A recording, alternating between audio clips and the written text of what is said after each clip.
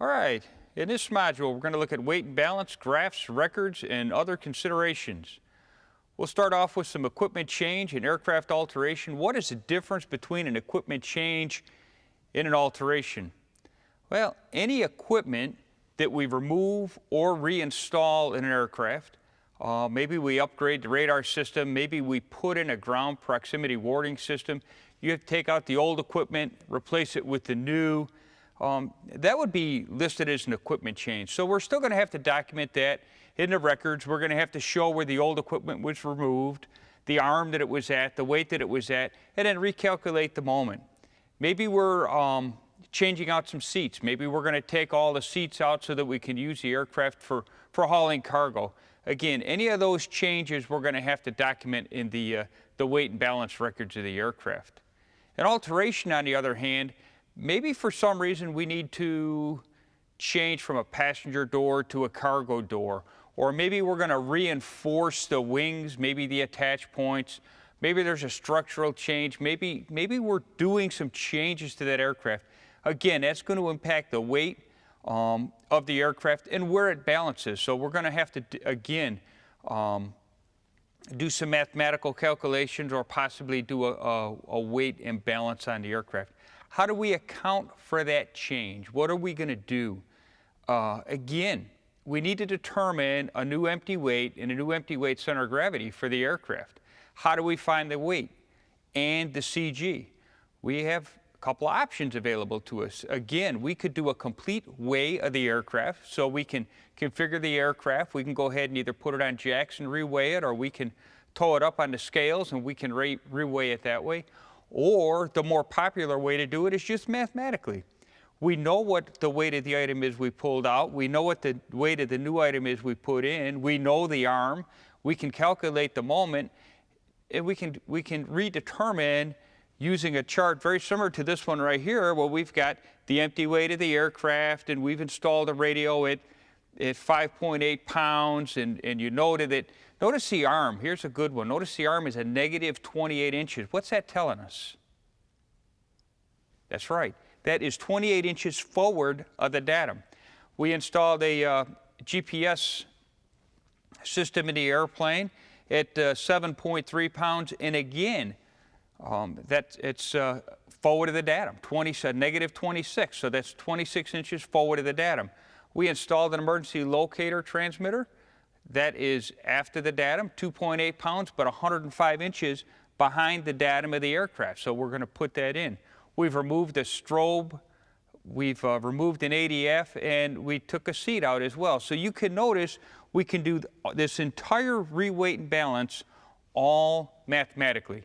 So the weight goes from 2,350 pounds, we drop it to 2,327 pounds. The original center of balance was 24.7 inches, and the moment for the basic empty weight in the moment was at just a fraction over 58,000. Notice we've dropped that moment to 56,000, or almost 56,000, and that center of balance has actually moved forward a little over 0.6 of an inch forward. So long as that weight and balance stays in the center range in our safe window, we're fine. And we did a complete reweight and balance mathematically, so that works out fine. When evaluating a new calculation of the empty weight CG center of gravity, some of the things we need to take into consideration is the equipment weight. And we had that on our sheet of paper. We had that on our graph. We know what the equipment weight is. We need to determine the arm. Is it forward of the datum, which is going to be a negative number, or is it after the datum, it's going to be a positive number? We need to determine the strobe lights. Did we install them? Did we remove them? Again, all of that's going to come back on this here chart. This is a very simple chart to use. So we come down, we removed our strobes, and we come back over here. The arm. What is the total arm? And when we're talking arm here, this arm that we're in reference to is the arm of the center of gravity. We have our total weight. We have our moment for each item. So if we take here on our chart, we come over here, we add all these weights up, okay, and then we add the individual moments. And if we come over here, and I can't get to this side, oh, maybe I can, right over here, we can get each individual moment here, and we add all those up, we come up with a total moment of 55,925. So remember, if I take that 23, if I take the 55,925.8 and divide it by 2327.5, I can come up with an arm of 24.03. What is that arm? That is where the aircraft is actually going to balance. So if I took a cable and I hung that airplane at 24.03 inches after the datum, that aircraft would hang perfectly level. Okay, ballast. What happens when we do that forward and aft limit center of gravity test and the airplane does not fall within the center of gravity range? If we do the full aft or the full forward CG test and it does not fall in there, we're going to have to add some ballast to it. Why did it not fall into range? Was it something that's temporary? Did I pull a bunch of seats out for 2 or 3 flights and then I'm going to put them back in later? Or did I do that modification, that structural modification, and now I'm going to have to put a permanent ballast in? The difference between temporary ballast and permanent ballast, let's look at the permanent ballast. It's going to compensate for equipment changes or modification. It's going to remain in the aircraft for a long period of time. So we want to go ahead and secure it down to the aircraft. We could use lead bars or plates, but again, we're going to bolt them down. The farther we can get it from the datum, the less weight we need. So that's going to impact my useful load less. The closer I get it to the datum or the closer the center of gravity, the more weight. I remember I'm losing that leverage of that arm. I need to get it approved from the FAA before installing. So I just don't arbitrarily go to my airplane and just start bolting lead weights on it to bring it into the center of gravity. And then the other thing I want to do is I want to label that permanent ballast. I want it a bright color, a bright orange, a bright red, and I want to put on their permanent ballast, do not remove. I don't want some technician to follow me up and say, gee, what's this doing here, and start pulling that stuff out. So it's going to be identified, a bright color, typically going to be a red, and we're going to put permanent ballast, do not remove, because we want to make sure that stays there so that the aircraft later in life somebody doesn't take it out and all of a sudden somebody's flying this airplane and it's not within the center of gravity range. Again, it's going to increase the empty weight of the aircraft. It's going to decrease the useful load. So remember, the farther we can get that from the datum, the farther we can get it from the center of balance, either forward or aft, the less weight we need, so the less impact it's going to have on that useful load. Okay, so temporary ballast. If we're going to configure the aircraft maybe to fly for a few flights without some seats installed or something along this line here, we're going to, again, do our forward and aft CB center of gravity calculations. We're going to make sure the airplane falls within the CG range. But if it doesn't, we're going to use temporary ballast to bring that aircraft back into the CG range. We could use shot bags, maybe lead shot could be put in those bags. Anything we put in that airplane, I want you to remember, we need to secure that down to the airplane. We don't want it bouncing around in flight. The ballast is going to be labeled, do not remove, and we're going to need it. Requires weight and balance check. Should it be removed? That wants to be on that shot bag. We want that there so that, again, somebody doesn't inadvertently take that shot bag out of the airplane and remove it. We want to make sure that everybody is aware that that bag needs to be installed in the aircraft. The difference between permanent ballast and temporary ballast is the permanent ballast is going to be installed maybe in a cargo bay or someplace like that, whereas the temporary ballast is going to be installed in a cargo bay, but the permanent ballast, remember we talked we were going to bolt on the airplane somewhere. The temporary ballast, it's just there for as long as we have the airplane configured the way it is. So that, again, we're going to stick that in the cargo bay. We want to keep it secured, hard landings, turbulence in flight, stuff like that. We don't want that bouncing all around. Okay. Adjusting this center of gravity using the ballast. How much ballast do I need to install in the airplane? And how do I know how much I need to install? Okay, so in the process of installing the ballast, let's look at our chart here. And again, when we come to our chart, we have our empty weight is 1,850 pounds, and we have our center of balance weight, our center of balance is at 92.45 inches. If I remember on this airplane we looked at last time, we said the farthest aft we can go is 92 inches. So we are almost a half an inch aft of the center of gravity range that we can safely fly this airplane. So we want to move that forward a half an inch. And we'll notice we've did an aft CG check. We've loaded everything aft, everything forward of the center balance is empty, everything aft of the center of gravity is full, or as full as we can get it, and we've calculated that we're 99.6 inches, and again, the farthest aft I can go is 99 inches, so I'm 0.6 of an inch too far back, okay? So I make a determination, I need to install ballast, okay? Ballast needed. When we do the calculation, we determine that we're going to need 46 pounds or 46.6 pounds of ballast. We can't load 46.6 pounds. So we'll end up bumping it up to 47 pounds, and we're going to load it in the, let's back this up here, we're going to load it at the 39 inches after the datum, okay? So again, remember, we need to add that to the weight of the aircraft, so we've added 47 pounds, so our total weight has gone up.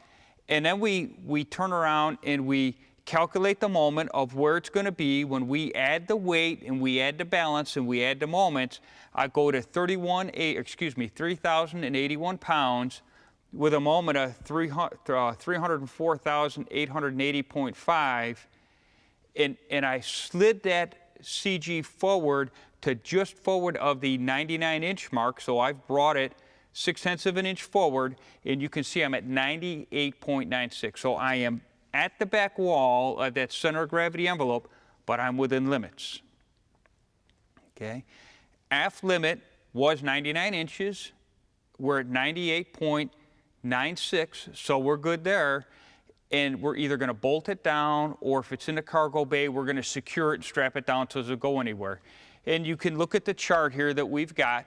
We can see the ballast we put in was 46.68, and we moved it 60 inches, okay, from the aft limit. So it was from the aft limit, we moved it 60 inches forward, and we've actually moved that center of balance 0.6 of an inch. So that brings that airplane back in to our acceptable range. When I come into loading graphs and envelopes, we want to make this easy for the pilot. We want to make this, or for the air crew.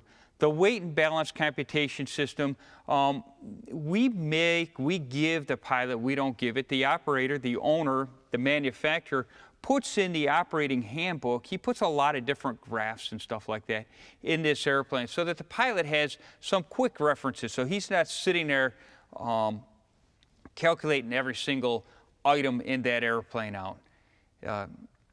Okay, very common with small aircraft. These graphs, okay, if we look at the graph here and the way it works, this is, again, going to be in a pilot handbook for the pilot to go ahead and use. As a technician, I'm not going to be worried about this. You're not going to be worried about that. We're really not going to do it. But let's look and see what it says, just so we know. So if you're talking to a pilot and he pulls this graph out, you can kind of get a figure of where he's looking at. Okay, so we're going to do the load weight. If you come up here on the side, how much does the item that we're talking about weigh? And then across on the bottom is the moment. Okay, and as we come across the moment, notice the moment index is times 1,000. So whatever moment I have, I'm going to multiply that times 100. Notice my oil. Remember, on this particular airplane, I'm going to make an assumption that the datum 0 is at the firewall. And what's forward of the firewall? The engine. And what does the engine have? Oil. Okay, so the oil on this particular airplane, up to 40 pounds of oil, is going to be a negative moment, so that we're going to subtract that moment from the total moment, and that's going to move our center of gravity forward. But you can notice here we have the pilot, we have the passenger seats, we have the fuel calculation we put in there, the baggage. All of this chart is designed specifically for the airplane at hand, and we're going to use this. Notice we have the pilot goes up on one window, and then the passengers, the rear seat passengers, go on another, I say window, it should actually be a bar. The line going up, we have the upper line is for the pilot because their seats are forward. The lower line is the rear seat, again, because remember, the farther we sit from that datum, the more twisting torque we're going to have, and the higher the moment number is going to be. So the graph below is going to help us determine the moment and the weight, assuming we know the weight of the pilot and how much fuel we've got on board. We can use this graph to calculate a rough moment. And once we get the moment of the airplane, okay, now we can turn around and we can start to plot this on this chart that's here on the right-hand side. So plotting the weight and moment using a center of gravity envelope. Again, the operator is going to have this envelope here. If we look on the side here, he's going to have this envelope in his operations manual. He's going to know the total weight of the aircraft. He's going to know the weight of each individual item. So he's going to know he's got 4 seats. Do all 4 seats have passengers in them? He's probably going to know that. He's got a fuel capacity of 38 gallons. Remember, in a previous module, we discussed that each gallon of avgas was 6 pounds. Okay, an oil capacity of 8 quarts or 2 gallons of oil. He's got a total baggage of 120 pounds. He needs to determine whether that's in the forward bay or the aft bay. He's got an empty weight of the aircraft of 1,400 pounds. And the center of gravity range for the empty weight CG is 38.5 inches, with an empty weight moment of 53,900 inch-pounds, or 53,900 would be his moment. So if I took everything and added it up, okay, and then my empty weight of 1,400, and I divided 53,900 by the 1,400, that's where I'm going to come up with my center of gravity. So I'm going to know exactly what that center of gravity is. Okay, so here's an example of loading. The pilot could fill this chart out here with his pilot weight, his passenger weight, and then we would bring all this information over to this graph we have here on my side. And you can look and see, if we bring the pilot, if we come up over here to 180 pounds, we take that red line over until it intersects with the pilot and front passenger and drop straight down. You can see you have a moment of 6 times 1,000 is 6,000. And that's what we come up with. We have a pilot, 180 pounds, he has a moment of 6,000. We do that with every single item on that airplane, and we add up the moments. That's where he's getting this moment index from, is right over here. Right here in the bottom, every line, he gets that moment index, and now we calculate we have a total weight of 2,258 pounds with a moment of 99,400, and from that I can calculate my center of balance window. So I take my aircraft weight, 2,258, I take my total moment of 99,400, and now I can take all this information and let's look at this. So back up again, 2,258.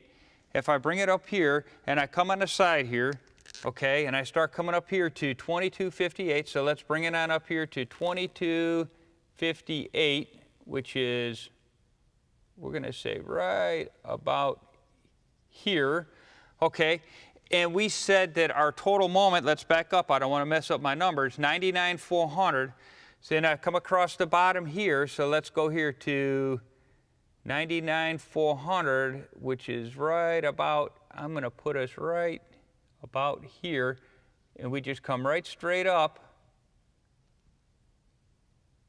and bring it on over here. Whoop, right about there. And notice where we sit, we are right in that normal category.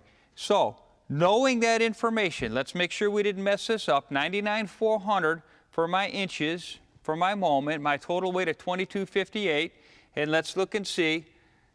We bring it up, and look where we're at. We're right in the normal category, so we're good to go. We can go ahead, we can fly this airplane. Our weight and balance is within acceptable limits.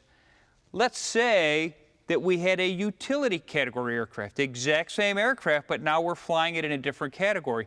Notice the utility category here is a lot more restrictive of a window. Okay? For our aircraft, for our consideration, for what we're doing, normal category, we're fine. But if I was going to fly this aircraft, if this aircraft was certified in a utility category, I would have to keep it in a much more restrictive window. Okay, all right. So that's how that chart is used. It's pretty simple. We take all the data from this previous chart. We use this chart here. We plot all the data. We write our moment, we write our weight down, and then we come over to here and we can actually plot it on a chart and we can make sure that that airplane is still good. Again, this is not something that I'm going to do as a technician, but the operator is going to do this. He's going to rely on my information or your information to make sure that aircraft, the empty weight is correct. That's all he has to go on. If you don't give him a correct empty weight of an aircraft, he's in trouble. Weight and balance. Helicopter weight and balance. We're going to find that when we get into helicopter weight and balance, that there's some differences in helicopter than there is in aircraft. The weight and balance, the concept is the same. How we calculate the center of gravity is the same. However, in an airplane where you have 18 to 24 inches to keep that center of balance in, that helicopter, everything hangs right off of this little guy right here, that little rotor. Okay, he's really hanging off of there. If you don't have that aircraft properly weight and balanced, if it's a little bit forward, a little bit aft, when he's in a low hover, that airplane is going to get very, very unstable for him. If you notice, everything in that helicopter is underneath that pendulum. The fuel tanks are under the pendulum, all the crew is under the pendulum, everything is right under that center. So when you look at a helicopter, we're talking about maybe 2 inches forward or 2 inches aft, 2 inches left, 2 inches right. Remember, on the airplane, we didn't care too much about left and right. We cared forward and aft. On a helicopter, we're worried about left and right or forward and aft. It's just that much more critical. When weighing a helicopter, we need to know the longitudinal and the lateral weight points of the aircraft. Again, longitudinal from the front going back, and lateral is left and right. We need to know what the arms, we need to know where we're going to measure the airplane from. What is the datum on that helicopter? We also, when we're doing the weight and balance on a helicopter, we have to read the type certificate. We need to find out, how do I position that main rotor? Where should that main rotor be when I'm actually doing the weight and balance of that aircraft?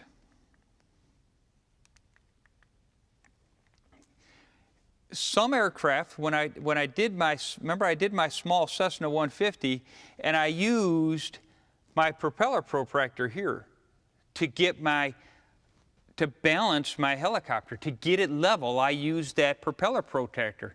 I could use that. I could have used a Spirit level. We talked about some of the other airplanes that had screws on the side of the airplane, and you'd put a Spirit level on there, and you could get it forward and aft. You could get it level that way.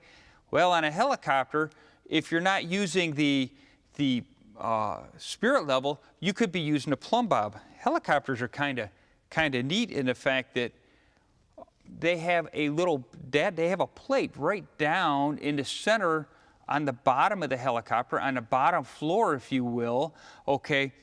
And the plumb bob attaches up to the top and hangs down. And it hangs down, and you can look and see on the floor of the aircraft, there's a set of crosshairs.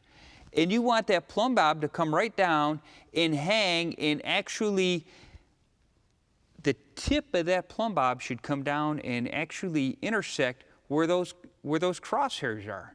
If it's forward, then you need to jack the nose of the helicopter up. If it's too far aft, you need to let the helicopter nose down just a little bit, but you need to back and forth to get that right dead center.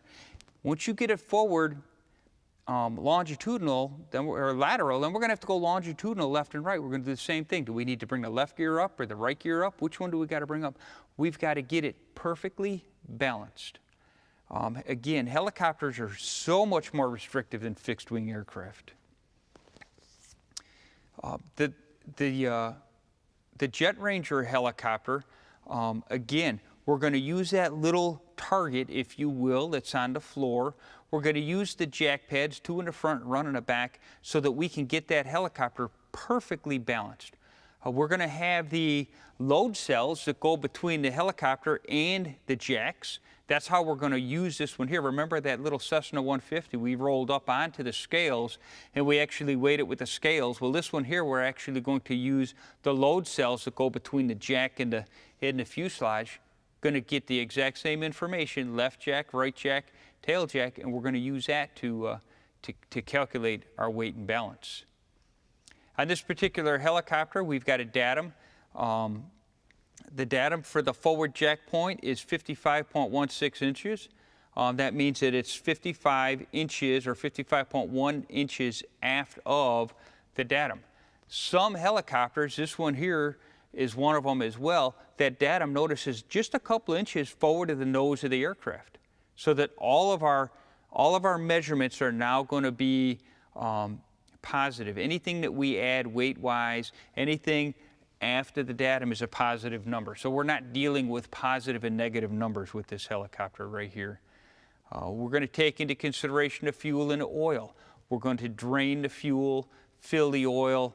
We're going to look at the scales. Notice our left scale is 650 pounds. Our right scale is 625 pounds. Again, there's nothing that says that those scales have to weigh the exact weight. The arm for where they're going to be at is the same, and the moment could be different because the weight of each scale is going to be slightly different. The chart here for calculation, we have an empty weight of 1,985 pounds. The longitudinal center of gravity is 108.73 inches, and the lateral is a minus 0.31, or it's just slightly off of centered. So when we look at our front scale and our rear scales, our aft scale, each one gives us a weight. Notice I have no tare weight. What was the tare weight again? The tare weight was stuff that we were going to need to leave on the airplane for the weight and balance, but we wouldn't normally fly with. On this particular configuration, our tare weight was 0. We do all the scale, we add up all the scales, we come up with 1,985 pounds.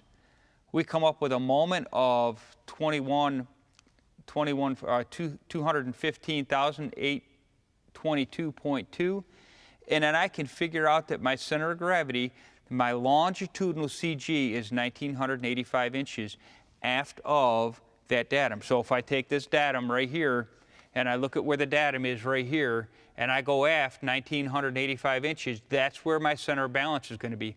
And I can pretty much guarantee it's going to be right underneath that main rotor hub. That's pretty much where we're going to want that CG range.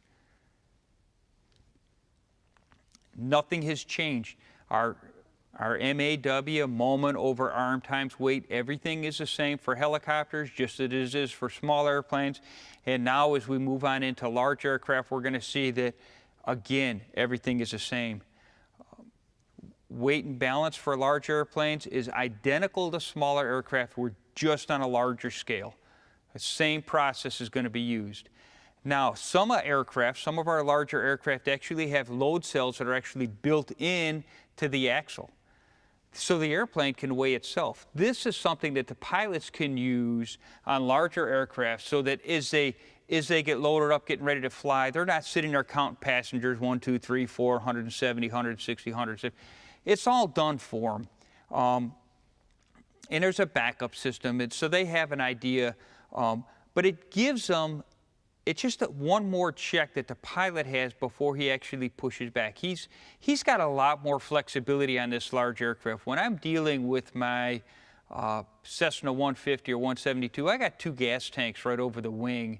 I don't have much option of where I put my fuel, but when I get into these large aircraft, I can move fuel anywhere I want in that airplane to bring my center of balance in to a safe range. And then I can kind of monitor it and keep it in that safe range.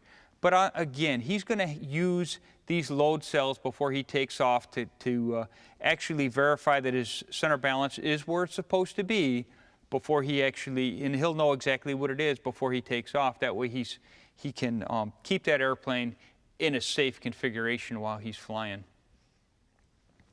The 777 is going to use 2 independent weight and data systems. It's going to come up on the FMS computer, and it's going to compare those data. Okay, the data provided is considered accurate if both systems agree on the weight and balance. If you've got one that says one thing and something is something else, we've got a conflict there. we're going to have to do some repair work, okay?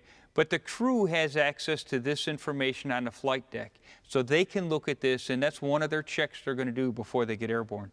Again, we're not going to get, other than performing maintenance on the load cells themselves in the airplane, as a technician, we're not going to get too involved with this, okay? One of the things that's different on a large aircraft, though, is what we call mean aerodynamic chord. On a delta wing aircraft, or an aircraft, if you look over here, this wing does not come right straight out. The wing actually starts to taper back. So on that taper back wing, we have to calculate what we consider a mean aerodynamic chord, or the average of what the length is, okay? When I got into my 150 or 172, we looked at that and it said your center balance is going to be X or Y. It was pretty specific. It had to be between this point and this point. On a large aircraft, it's going to give you a percentage of Mach, or a percentage from the leading edge to the trailing edge of the wing, or mean aerodynamic chord. Large aircraft center of gravity is related to the width of the wing, or the chord, just like on a smaller aircraft. The chord, though, is an imaginary line that goes from the leading edge of the wing here, and you can see it goes here from the leading edge and comes all the way here to the trailing edge. That's my mean aerodynamic chord. You're going to hear me talk about LEMAC, which is leading edge of mean aerodynamic, and LEMAC, L-E-M-A-C, leading edge mean aerodynamic chord, or TMAC, trailing edge mean aerodynamic chord. You're going to hear us talking about, you're going to read about that in the book. You're going to see how we use that to calculate it. Notice here on the bottom, here we've got our Cherokee 140. Notice that's a straight wing. I'm not worried about mean aerodynamic chord on that airplane.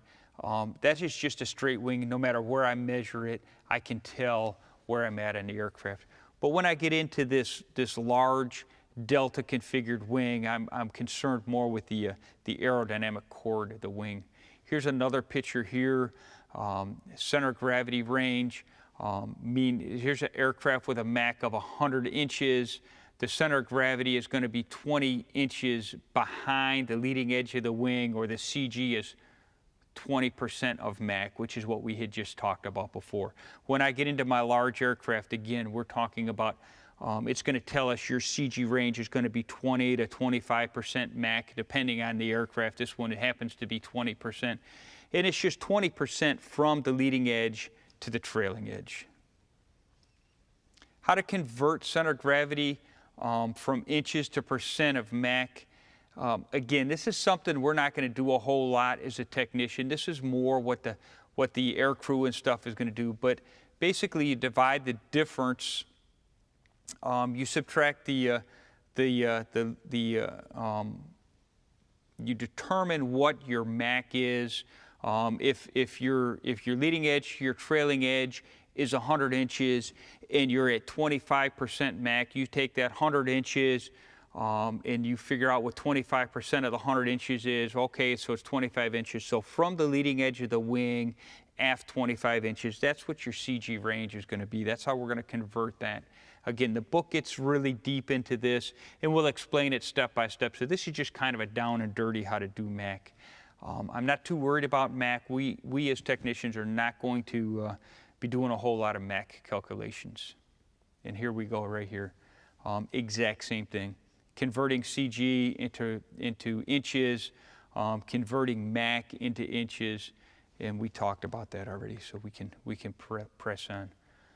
Next, probably one of the more important things that we're going to do over and above the weight and balance and all the pen and pencil changes and making sure that we're keeping that aircraft within a safe CG range is the records. This right here, these records, this is what the pilot is going to be worried about when he gets in the airplane. That's all he's got. He's got your signature and he's got the records that you said were going to be accurate. So this is calculating the empty weight CG, rarely extreme conditions. Have we done our extreme condition checks? Does the airplane still fall within, when I do a rear extreme or a forward extreme, is my center of gravity still within that envelope that we showed you earlier? Am I still within that that general category? Have I stayed within that window? Do I need to add ballast?